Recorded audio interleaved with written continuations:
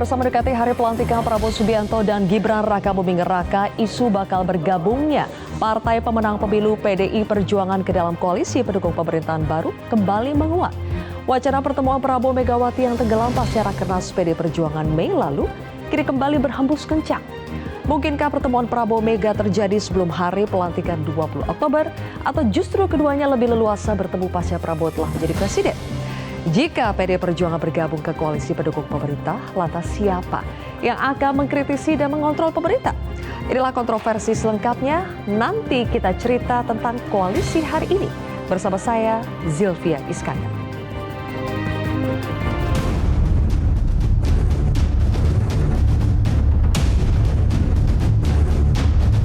Saya sih hakul yakin dalam waktu yang tidak terlalu lama lagi bisa jadi akan ada pertemuan antara Pak Prabowo dengan Ibu Mega ya. Seakan-akan kalau pemimpin bangsa bertemu langsung bagi-bagi kekuasaan. Pertemuan itu pertemuan transaksional. Itu yang tidak baik bagi kita semua. Ya, komunikasi kami dengan PDIP kan bagus, baik, lancar.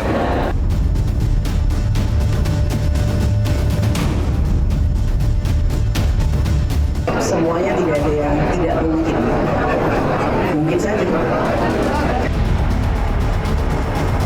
Sikap politik partai berada di dalam atau di luar pemerintahan gitu kan. Enak aja. Aku sambil sarapan gitu kan. Aku bilang enak aja. Ya dong, gua mainin dulu dong.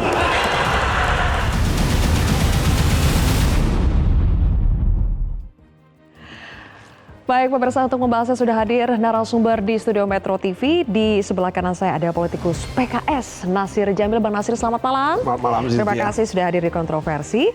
Berikutnya ada Direktur Eksekutif Indobarometer, Mas Kodari, Mr. Q, selamat malam. Selamat malam, Zilvia. Terima kasih sudah hadir. Kemudian juga ada politikus Partai Demokrat Irwan Veko. Mas Irwan, terima kasih sudah hadir di kontroversi. Malam, Mbak Silvia. Selamat malam. Dan di sebelah kiri saya sudah ada politikus PDI Perjuangan Guntur Romli. Gus Romli, selamat malam. Selamat malam. Terima kasih Gus sudah hadir. Dan kita masih menantikan kehadiran dari Direktur Eksekutif Parameter Politik Indonesia, Adi Praitno, yang akan segera bergabung bersama kita di sini. Baik, saya akan mulai dulu dari Gus Romli. Gus Romli, sebetulnya benar tidak sih PDI Perjuangan itu tertarik untuk bergabung ke pemerintahan Prabowo? Ya, kalau disebut dengan tertarik atau tidak, kan sampai saat ini belum ada tawaran sebenarnya. Secara resmi. Apakah menunggu tawaran? Nah, tidak. Oh, tidak. Karena kan kami tidak melihat itu sebagai hal-hal yang bisa kita lakukan ke depan kan. Karena kan kami itu ingin tetap merawat demokrasi, ingin tetap melakukan check and balances itu kan. Karena itu merupakan hasil dari Rakernas yang terakhir, yang kelima pada bulan Mei tahun 2024. Dan sampai saat ini kami juga masih belum ada istilahnya itu pernyataan dari Ibu Ketua Umum. Apakah akan berada atau di luar berada di dalam atau di luar pemerintahan. Ya sampai saat ini kami masih menunggu karena itu kan hak prerogatifnya Ibu Ketua Umum. Oke. Gitu. Pokoknya rujukannya adalah Ketua Umum. Jadi mau kata Mbak Puan ngomong apa, Pak Said Abdullah ngomong apa di DPR itu belum menjadi sinyal kuat. Belum. Ya, belum. Karena itu hak prerogatifnya Ibu Ketua Umum. Oke. Tapi kalau masalah tertarik atau tidak, meskipun belum ditawarin secara resmi ya, kata Gus Romli dari PDI Perjuangannya sendiri merasa ada ketertarikan atau tidak? Kami melihat itu bukan soal tertarik dan tidak tertarik ya, tetapi fungsi partai sendiri itu dalam demokrasi itu apa gitu kan? Ya misalnya kalau saya sampaikan tadi bahwa putusan-putusan resmi partai itu kan kalau kita membaca di suasana kebatinan ya pada saat itu dan hingga saat ini kan masih ingin ingin berada di luar pemerintahan. Ya, tetapi kalau nanti apapun keputusan Ibu Ketua Umum ya pasti para kader itu akan mengikuti. Dan juga biasanya terkait keputusan-keputusan penting itu juga dikeluarkan misalnya dalam kongres. Tapi kami tidak mau berandai-andai ya, karena dalam ADRT kami itu sudah jelas bahwa hak prerogatif Ketua Umum bisa menentukan sikap politik partai, apakah mau berada di dalam atau di luar pemerintahan. Kami kan tidak menyebut sebagai koalisi dan oposisi. Oke, Gitu. baik. Kenapa akhirnya isu soal bergabungnya PDI Perjuangan ke dalam pemerintahan Prabowo itu mencuat kembali, Gus Romli? Karena kita dengar sendiri ada pernyataan dari Pak Said Abdullah, ada pernyataan dari Mbak Puan. Salah satunya ini, coba kita simak bersama. Kita lakukan kan, saya juga sering ketemu Mas Prabowo di acara-acara Pak Prabowo. Jadi ya selalu berkomunikasi, selalu bersilaturahmi. Selalu berkomunikasi, selalu bersilaturahmi, dan insya Allah tidak ada yang tidak mungkin. Mas Kodari, sebetulnya siapa sih yang lebih butuh sampai adanya pertemuan Pak Prabowo dengan Bu Mega? Mbak Puan. Langsung terjawab ya? Iya, langsung terjawab. Kenapa begitu? Ya, pertama memang yang sering bicara soal pertemuan itu saya lihat ya Mbak Puan dan tim Mbak Puan di PDI Perjuangan, di DPR maksud saya, seperti misalnya Pak Said Abdullah. Dan yang kedua memang yang kelihatannya membutuhkan semacam asuransi politik itu ya Mbak Puan ya, karena ada wacana misalnya atau ada kemungkinan bahwa kalau pemerintahan tidak berada, PDI Perjuangan tidak berada dalam pemerintahan, maka ada kemungkinan Undang-Undang MD3 misalnya ya, yang mengatur mengenai ketua atau pimpinan dari DPR bisa terjadi perubahan begitu. Tetapi kalau saya melihat memang di PDI Perjuangan itu ada dari dulu ya, ada dua kelompok memang yang saya sebut sebagai kelompok kooperasi dan non kooperasi. Nah, kelompok non kooperasi itu adalah mereka-mereka yang tidak merasa harus masuk dalam pemerintahan, dan kemudian juga kalau kita lihat kebijakan Bu Mega secara kepartaian, misalnya terakhir kemarin ada perubahan dalam susunan pimpinan DPP, itu kan yang masuk kan kelompok-kelompok yang notabene kritis ya kepada Pak Jokowi. Dan saya kira itu sejalan dengan yang disampaikan oleh Mas Guntur Romli. Ya sekarang posisinya itu seperti di PDI Perjuangan tergantung kepada Bu Mega dan tergantung kepada Kongres. Sehingga antara Mbak Puan dengan Bu Mega saya kira ini ada satu pesan-pesan yang kode-kode yang agak berbeda lah satu dengan yang lain. Ya. Oke, tapi kan kalau sekarang kita dengar kodenya seperti sudah lebih maju dari kode-kode sebelumnya ya. Kemudian juga sudah ada dari Gerindra juga mengatakan mereka sudah ada menu yang sudah sepakat menunya. Menu makanannya sudah sepakat. Betul. Jadi per hari ini saya kira ada perkembangan yang menarik, terutama kalau kita lihat pernyataan dari Pak Dasko bahwa sudah ada pembicaraan mengenai menu makanan. Itu kan suatu kemajuan yang luar biasa. Walaupun Pak Dasko juga mengatakan bahwa soal tempat dan soal waktu itu belum ditentukan. Makanya saya bilang per hari ini, kalau kemarin saya masih mengatakan pertemuan itu kemungkinan tidak terjadi, di atas 50% tidak terjadi, tapi pada hari ini saya bilang 50-50. Karena menunya sudah ada, waktu dan tempatnya belum ada gitu. Ya walaupun sebetulnya biasanya tempat dan waktu dulu yang ada ya baru menu ya. Gitu. Tetapi intinya sih sinyal-sinyal dari Partai Gerindra sekarang itu lebih maju, terutama kalau saya melihat Pak Dasko, karena yang biasanya melakukan komunikasi itu kan Pak Dasko gitu. Jadi ya saya kira itu satu sinyal.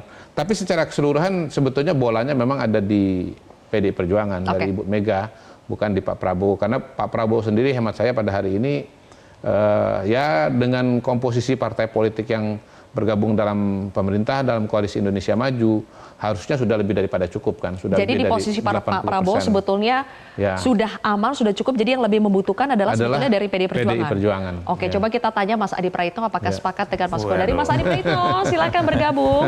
Halo Silvia, macet ya hari ini Mas? Macet banget. Oke, silakan langsung saja duduk. Mas Adi Praitno tadi sudah mendengar ya apa yang disampaikan Mas Kodari. Kalau Mas Kodari karatkannya sih prediksinya keyakinannya itu 50-50 yakin bertemu Pak Prabowo dengan Bu Mega sebelum pelantikan ya? Iya, sebelum pelantikan 50-nya tidak yakin. Kalau Mas Adi Pray bagaimana? Apakah pertemuan Pak Prabowo dengan Bu Mega itu akan terwujud sebelum pelantikan atau setelah pelantikan? Ya, saya kira terlampau formalis kita bicara tentang pertemuan Prabowo dan Megawati sebelum atau sesudah ya. Jangan-jangan sudah ada pertemuan, cuman kita nggak pernah tahu. Kan sudah merasa tak ada jarak psikologis apapun Megawati dan Prabowo Subianto. Tapi bagi saya secara prinsip mau bertemu atau tidak, orang kan bertanya-tanya apakah PDIP itu ditawari masuk koalisi atau tidak. Kalau ditawari masuk koalisi, apakah mau bergabung atau tidak? Kan itu yang sebenarnya menjadi pembicaraan. Kalau saya melihatnya, kalau PDIP bergabung dengan Prabowo, ini sama-sama tidak menguntungkan secara politik ya. Tidak untung dari segi Prabowo karena apapun pemerintahan itu perlu dikontrol. Pemerintah dalam banyak hal pasti akan mengeluarkan kebijakan-kebijakan politik yang dalam banyak hal itu menimbulkan resistensi dan sesuatu yang tidak berkehendak dengan rakyat. Butuh di situ partai seperti PDIP yang menjadi oposisi, memberikan sikap kritis tentu saja. Dari segi PDIP tidak terlampau menguntungkan, tentu akan kehilangan ceruk pemilih yang pastinya tidak suka dengan Prabowo, tidak suka dengan Gibran. Karena segmen pemilih itulah yang saya kira harus dirawat. Oleh karena itu, paling mungkin ya, kalau PDIP menjadi bagian dari koalisinya Prabowo, tidak harus menjadi bagian dari menteri misalnya. Siapa saja koalisinya mungkin akan disepakati tentang alat-alat kelengkapan dewan di DPR. Sama-sama seksi posisinya. Tentu untuk menjaga ceruk pemilih PDIP juga bertambah, terutama kelompok-kelompok yang kritis, tidak suka dengan pemerintah, dan pada saat yang bersamaan, ini untuk menghindari bahwa per hari ini yang dilihat oleh publik, PDIP adalah partai politik yang sepertinya punya keinginan dan DNA politiknya itu ingin menjadi oposisi, Sylvia. Makanya saya selalu mengatakan, untuk apa Prabowo dan Bu Megawati itu bertemu? Tensi politik kita sudah selesai kok. Nggak ada yang panas-panas, tak ada yang galak-galak, tak ada yang agresif-agresif. Satu-satunya kedua tokoh ini bertemu adalah soal kemungkinan apakah berkoalisi atau tidak. Kan di situ kontesnya. Bagi saya, kalau ini PDIP jadi berkoalisi, pasti diyakinkan bahwa oposisi di parlemen akan wassalam. Akan wassalam. Ya wassalam, 1000% wassalam. Tidak akan ada kelompok-kelompok partai politik yang saya kira akan menjadi kelompok yang selama ini menjadi sparring yang kritis kepada pemerintah. Oke, kembali ke Gus Romli. Gus Romli, jadi kan sebetulnya sudah ada ekspektasi dari publik. Sebagian publik lah ya, kita tidak bisa mengklaim semua bahwa tetap harus ada partai yang berfungsi sebagai oposisi. Apakah itu juga ditangkap, dirasakan vibrasinya oleh PDI Perjuangan? Ya, tentu saja kami merasakan itu dan kami juga menyimak ya suara-suara dari publik, termasuk juga kebijakan-kebijakan PDI Perjuangan. Dan selama ini juga kami melihat respon dari pihak Gerindra juga positif. Misalnya ketika putusan MK kami harus mengawal, kemudian menolak RUU Pilkada. Di Gerindra sendiri kan ada perubahan sikap, ya kan?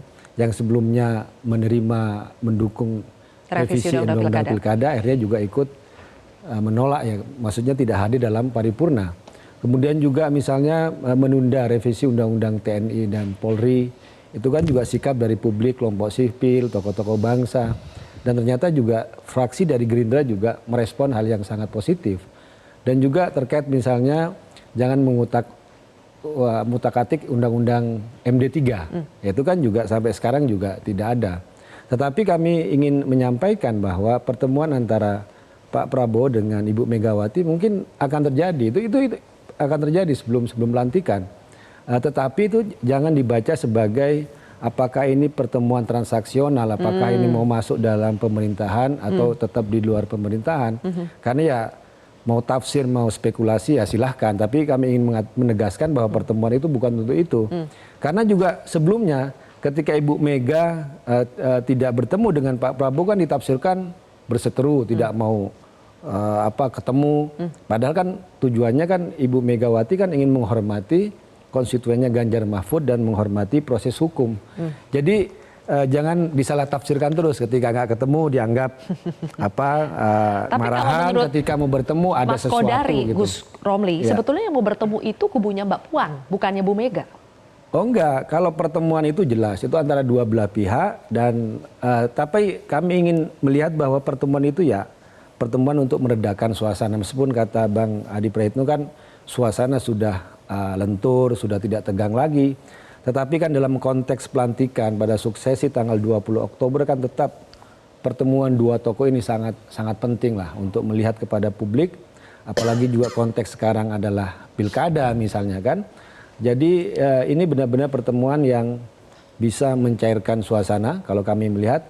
Tetapi ya tentu saja tidak bisa dibaca sebagai apakah mau koalisi atau mau dalam pemerintahan, kami tidak memandang ke arah sana. Jadi sudah ada waktu dan tempatnya belum? Dijawab nanti Gus Romli, dan juga apakah nanti kalau PDI Perjuangan jadi bergabung, entah dalam konteks kerjasama itu di dalam eksekutif atau di luar, itu akan bisa diterima oleh partai lain yang sudah berada duluan di dalam koalisi Indonesia Maju seperti PKS dan juga Demokrat. Nanti kita akan bahas pemirsa, usai jeda.